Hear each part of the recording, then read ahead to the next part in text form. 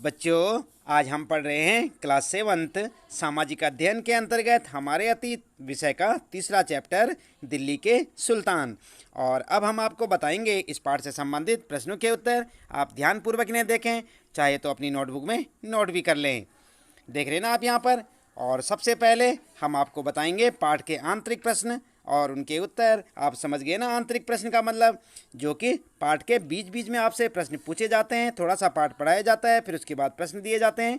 तो आप देखें इसको, अपने पाठ के अंदर कुछ प्रश्न आपको मिलेंगे, उनके उत्तर हम आपको पहले यहाँ पर बता रहे हैं और साथ साथ हम आपको बता रहे हैं कि कौन से पेज पर ये प्रश्न होगा। पहला प्रश्न है, क्या आपको लगता है कि न्याय चक्र राजा और प्रजा के बीच के संबंध को समझाने के लिए उपयुक्त शब्द है? और ये प्रश्न आपको कहाँ पर मिलेगा बच्चों? ये मिलेगा 32 नंबर पेज पर, यानी 32 नंबर पेज पर आप देखें अपनी पाठ्य पुस्तक के। और इसका उत्तर आप क्या लिखेंगे? उत्तर लिखेंगे 13वीं सदी के इतिहासकार फ़ख मुदव्विर ने न्याय चक्र के बारे में लिखा है। राजा का काम सैनिकों के बिना नहीं चल सकता। सैनिक वेतन के बिना नहीं जी सकते। वेतन आता है किसानों से एकत्र किए गए राजस्व से, मगर किसान भी राजस्व तभी चुका पाएंगे जब वे खुशहाल और प्रसन्न हों। ऐसा तभी हो सकता है जब राजा न्याय और ईमानदार प्रशासन को बढ़ावा दे। न्याय चक्र का उपरोक्त वर्णन राजा और प्रजा के बीच के संबंध को समझाने के लिए आंशिक रूप से उपयुक्त है। तो इस प्रकार से आप इस पहले प्रश्न का उत्तर लिख सकते हैं। देख रहे हैं ना आप यहाँ पर, ये है आपका पहले प्रश्न का उत्तर। इसके बाद बच्चों आप ध्यान दें, आप देखेंगे पेज नंबर 33 पर, और यहाँ पर दूसरा प्रश्न आपके लिए, मिन्हाज के विचार अपने शब्दों में व्यक्त कीजिए। क्या आपको लगता है कि रजिया के विचार भी यही थे? आपके अनुसार स्त्री के लिए शासक बनना इतना कठिन क्यों था? समझ गए ना आप प्रश्न को। और इस प्रश्न को आप देख सकते हैं अपने 33 नंबर पेज पर, अपनी किताब के 33 नंबर पेज पर, यानी 33 नंबर पेज पर आप देखें। और उत्तर इस प्रकार से लिख सकते हैं आप, मिन्हाज सिराज का मानना था कि ईश्वर ने जो आदर्श समाज व्यवस्था बनाई है उसमें स्त्रियों को पुरुषों के अधीन होना चाहिए। ऐसी स्थिति में रानी का शासन इस व्यवस्था के विरुद्ध था। रजिया सुल्तान 1236 से 1240 ईस्वी तक दिल्ली सल्तनत की शासिका थी। याद है ना बच्चों आपको, रजिया कौन थी? रजिया जो सुल्तान थी, ये 1236 से 1240 ईस्वी तक दिल्ली सल्तनत की शासिका थी। रजिया सुल्तान को महिला शासक होने के कारण काफ़ी विरोध का सामना करना पड़ा, जबकि रजिया सुल्ताना ने मर्दों की तरह शासन चलाया। रजिया सुल्तान के विचार मिन्हाज सिराज के विपरीत था। पहले पितृ प्रधान समाज के कारण पिता का पुत्र ही राजा होता था, इसलिए स्त्री के लिए शासक बनना कठिन काम था। तो इस प्रकार से आप इस दूसरे प्रश्न का उत्तर लिख सकते हैं। इसके बाद बच्चों आइए देख लेते हैं तीसरा प्रश्न। तीसरा प्रश्न है, क्या आपको गुलाम को बेटे से बढ़कर मानने का कोई कारण समझ में आता है? तो यहाँ पर आप देख सकते हैं, ये प्रश्न है आपका 33 नंबर पेज, 33 नंबर पेज पर आप देखें। और इसका उत्तर क्या लिखेंगे आप? सल्तनत काल के प्रारंभिक शासक गुलाम वंश के थे। मोहम्मद गौरी का गुलाम कुतुबुद्दीन ऐबक दिल्ली का शासक बना था और कुतुबुद्दीन ऐबक का गुलाम इल्तुतमिश दिल्ली का शासक बना था। ये दोनों शासक काफ़ी योग्य और बुद्धिमान थे, इसलिए बुद्धिमानों का कहना है कि योग्य और अनुभवी गुलाम बेटे से भी बढ़कर होता है।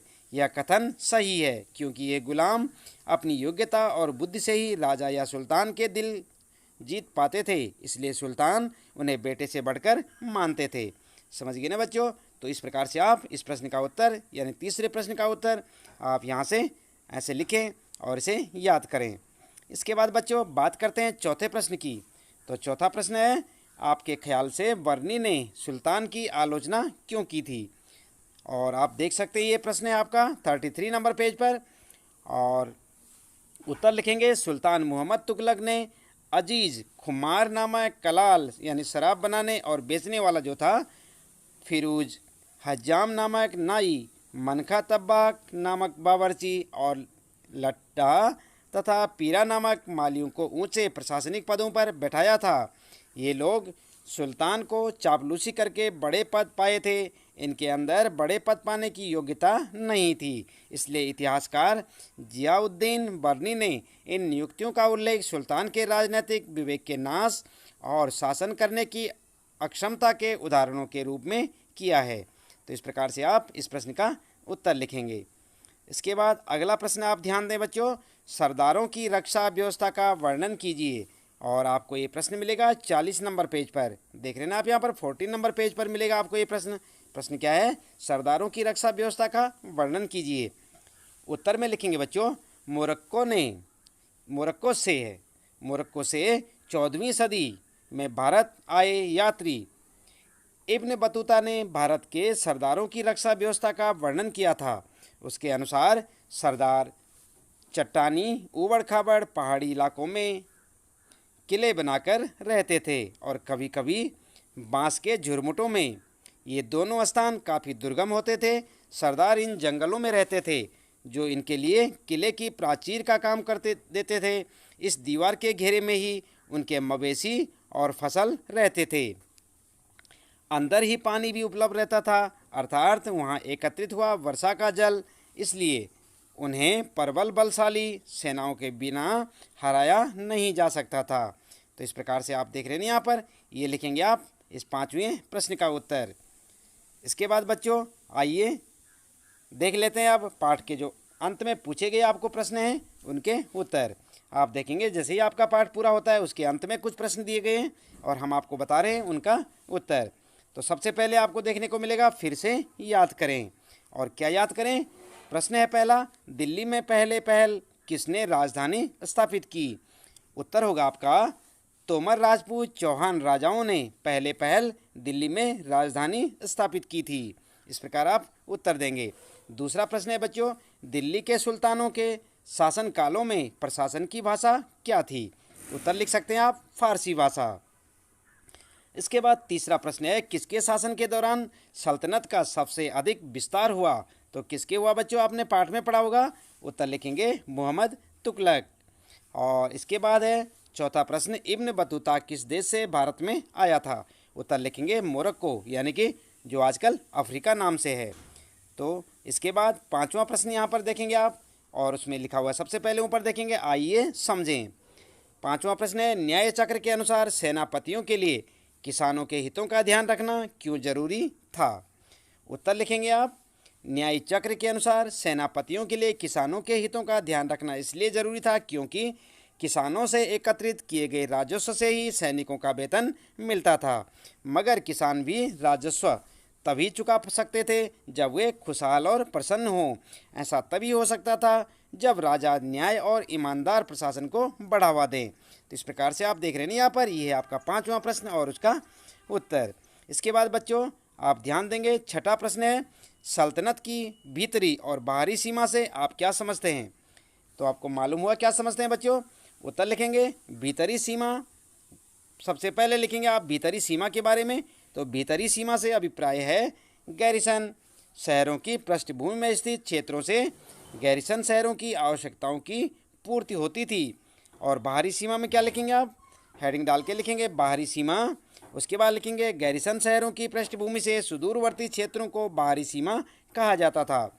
आप समझ गए ना यहाँ पर किस प्रकार से लिखेंगे? पहले आप जो है भीतरी सीमा लिखेंगे हेडिंग डाल के, उसके बाद लिखेंगे बाहरी सीमा। ये है बाहरी सीमा। और यहाँ पर बच्चों उसके बाद सातवां प्रश्न आपके लिए, मुक्ति अपने अपने कर्तव्यों का पालन करें यह सुनिश्चित करने के लिए कौन कौन से कदम उठाए गए थे? आपके विचार में सुल्तान के आदेशों का उल्लंघन करना चाहने के पीछे उनके क्या कारण हो सकते थे? उत्तर में लिखेंगे मुफ्ती अपने कर्तव्यों का पालन करें यह सुनिश्चित करने के लिए निम्नलिखित कदम उठाए गए थे। और क्या कदम उठाए गए थे बच्चों? उत्तर लिखेंगे यहाँ पर जो है उत्तर में लिखेंगे आप पहला दूसरा तीसरा करके। पहला लिखेंगे उनकी नियुक्ति वंश परंपरा के आधार पर नहीं की जाती थी। दूसरा, उन्हें कोई भी इफ्ता यानी कि क्षेत्र थोड़े समय के लिए दिया जाता था। इसके बाद तीसरा लिखेंगे आप, मुक्ति लोगों का समय समय पर स्थानांतरण किया जाता था। और इसके बाद लिखेंगे मुफ्ती लोगों द्वारा एकत्र किए गए राजस्व की रकम का हिसाब लेने के लिए राज्य द्वारा लेखा अधिकारी नियुक्त किए जाते थे। और इसके बाद लिखेंगे पाँचवां, इस बात का ध्यान रखा जाता था कि मुफ्ती राज्य द्वारा निर्धारित कर ही वसूलें और तय संख्या के अनुसार सैनिक रखें। तो इस प्रकार से आप जो है इस प्रश्न का उत्तर लिख सकते हैं। देख रहे हैं ना बच्चों आप, ये है आपका 7वां प्रश्न और इसमें ये सारे पॉइंट आपको लिखने पड़ेंगे। इसके बाद बच्चों ध्यान दें आप, 8वां प्रश्न है, दिल्ली सल्तनत पर मंगोल आक्रमणों का क्या प्रभाव पड़ा। उत्तर लिखेंगे दिल्ली सल्तनत पर मंगोल आक्रमणों का निम्न प्रभाव पड़ा और एक एक करके आप प्रभाव लिखेंगे उनके। यहाँ पर जो है नंबर 1 लिखेंगे आप, मंगोल आक्रमणों से मजबूर होकर अलाउद्दीन खिलजी और मोहम्मद तुगलक को एक विशाल सेना खड़ी करनी पड़ी। इसके बाद दूसरा पॉइंट लिखेंगे आप, अलाउद्दीन खिलजी ने सैनिकों को इक्त के स्थान पर नगद वेतन देना तय किया। और तीसरा लिखेंगे, मोहम्मद बिन तुगलक ने दिल्ली के पुराने शहर के निवासियों को नई राजधानी दौलताबाद भेज दिया और उस इलाके में बड़ी सैनिक छावनी बना दी गई। इसके बाद चौथा लिखेंगे आप, अलाउद्दीन खिलजी ने जनता पर और अधिक कर लगाए जो मोहम्मद तुगलक ने तांबे के नए सिक्के चलवाए। तो ठीक है ना बच्चों, इस प्रकार से आप उत्तर लिखेंगे। इसके बाद अगला है यहाँ पर, आइए विचार करें। और यहाँ पर क्या है, क्या आपकी समझ में तवारीख के लेखक आम जनता के जीवन के बारे में कोई जानकारी देते हैं। समझ गए ना आप। तो यहाँ पर उत्तर में क्या लिखेंगे, हमारी समझ में तवारीख के लेखक आम जनता के जीवन के बारे में जानकारी नहीं देते थे क्योंकि नंबर 1, तवारीख के लेखक सचिव, प्रशासक, कवि और दरबारियों जैसे सुशिक्षित व्यक्ति होते थे जो घटनाओं का वर्णन भी करते थे और शासकों को प्रशासन संबंधी सलाह देते थे। वे न्याय संगत शासन के महत्व पर बल देते थे। नंबर 2, तवारीख के लेखक नगरों में रहते थे, गांव में शायद ही कभी रहते हों। और अगला पॉइंट लिखेंगे आप, वे अक्सर अपने इतिहास सुल्तानों के लिए उनसे ढेर सारे इनाम इकराम पाने की आशा में लिखा करते थे। तो इस प्रकार से आप इसका उत्तर लिख सकते हैं। इसके बाद बच्चों 10वां प्रश्न है यहाँ पर, दिल्ली सल्तनत के इतिहास में रजिया सुल्तान अपने ढंग की एक ही थी। क्या आपको लगता है कि आज महिला नेताओं को ज़्यादा आसानी से स्वीकार किया जाता है। उत्तर में क्या लिखेंगे आप, उत्तर लिखेंगे आप आज भी महिला नेताओं को ज़्यादा आसानी से स्वीकार नहीं किया जाता। आज भी भारत में लोकसभा और विधानसभा में महिलाओं की संख्या 5% से भी कम है। ये अलग बात है कि सल्तनत काल की अपेक्षा वर्तमान में महिला नेताओं को ज़्यादा आसानी से स्वीकार किया जाता है। इस प्रकार से आप उत्तर लिख सकते हैं। 11वां प्रश्न है बच्चों, 11वें प्रश्न में, दिल्ली के सुल्तान जंगलों को क्यों कटवा देना चाहते थे। क्या आज भी जंगल उन्हीं कारणों से काटे जा रहे हैं। तो उत्तर में क्या लिखेंगे आप, गैरिसन शहरों की पृष्ठभूमि में स्थित भीतरी क्षेत्रों की स्थिति को मजबूत करने के लिए गंगा यमुना के दोआब से जंगलों को साफ कर दिया गया और शिकारी संग्राहकों तथा चरवाहों को उनके पर्यावास से खदेड़ दिया गया। यह जमीन किसानों को दे दी गई और कृषि भूमि या कृषि कार्य को प्रोत्साहन दिया गया। इस प्रकार से आप 11वें प्रश्न का उत्तर लिख सकते हैं। बात करते हैं यहाँ पर इस प्रश्न में आगे क्या लिखेंगे आप, आज जंगल कई कारणों से काटा जा रहा है और कौन कौन से कारणों से। नंबर 1 पॉइंट में लिख सकते हैं आप, कृषि भूमि को प्राप्त करना व आवासों का निर्माण करना। नंबर 2, परिवहन मार्गों का निर्माण व खनन कार्य के लिए। और नंबर 3, बड़े बांधों का निर्माण में वनों की कटाई, है ना। तो इस प्रकार से आप यहाँ तक इसका उत्तर लिखेंगे। इसके बाद बच्चों आगे देखते हैं, आइए करके देखें। यहाँ पर देख रहे हैं ना आप, आइए करके देखें। तो यहाँ पर जो है इसमें है आपका 12वां प्रश्न, पता लगाइए कि क्या आपके इलाके में दिल्ली के सुल्तानों द्वारा बनाई गई कोई इमारत है। क्या आपके इलाके में और भी कोई ऐसी इमारत है जो 12वीं से 15वीं सदी के बीच बनाई गई हो। इनमें से कुछ इमारत का वर्णन कीजिए, उनके रेखाचित्र बनाइए। तो अगर आपके इलाके में ऐसा कुछ है बच्चों तो आप जो है बता सकते हैं कि आपके इलाके में बहुत पुरानी 14वीं, 15वीं, 16वीं सदी की कोई इमारत है। उत्तर में आप लिख सकते हैं दिल्ली के सुल्तानों द्वारा बनाई गई इमारतें। और यहाँ पर जो है इस प्रकार से आप एक टेबल बना सकते हैं और उसमें लिख सकते हैं, जैसे कि यहाँ पर ये बनी हुई है टेबल। और यहाँ पर जो है इसको आप अपनी नोटबुक में नोट कर सकते हैं। इसे जो है ढंग से आप लिखेंगे, जैसे कि प्रसिद्ध इमारतें, निर्माणकर्ता और निर्माण वर्ष। तो यहाँ पर नंबर 1 में कुतुब मीनार जो दिल्ली में है, नंबर 2 में हौज खास दिल्ली, नंबर 3 तुगलकाबाद का किला दिल्ली में, नंबर 4 फिरोज शाह कोटला दिल्ली में और नंबर 5 खिड़की मस्जिद जो कि दिल्ली में है। निर्माणकर्ता कौन है? कुतुब मीनार जो है बनाई थी किसने? कुतुबुद्दीन ऐबक ने। हौज खास दिल्ली का अलाउद्दीन खिलजी का। और तुगलकाबाद का किला दिल्ली में किसने बनवाया था? गयासुद्दीन तुगलक ने। फिरोज शाह कोटला किसका बना हुआ है? फिरोज शाह तुगलक ने बनवाया। और खिड़की मस्जिद जो दिल्ली की है ये किसने बनाई बच्चों? मोहम्मद तुगलक ने। कब बनाई थी? यहाँ पर आप देख सकते हैं निर्माण का वर्ष 1199 से 1208, यहाँ पर 1305, 1321 से 25 और यहाँ पर 1354 और 1326। तो इसको आप जो है अपनी नोटबुक में इसी प्रकार से अच्छे से याद करें, इसे समझें और इसे लिखें।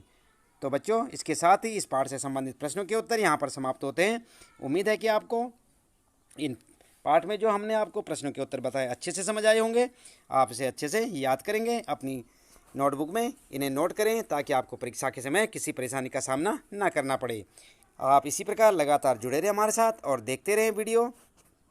चैनल यदि आपने सब्सक्राइब कर लिया है तो बहुत अच्छी बात है, यदि नहीं किया है बच्चों तो आप चैनल को सब्सक्राइब करें, वीडियो को लाइक और शेयर करना ना भूलें। आज के लिए इतना काफ़ी है। साथ साथ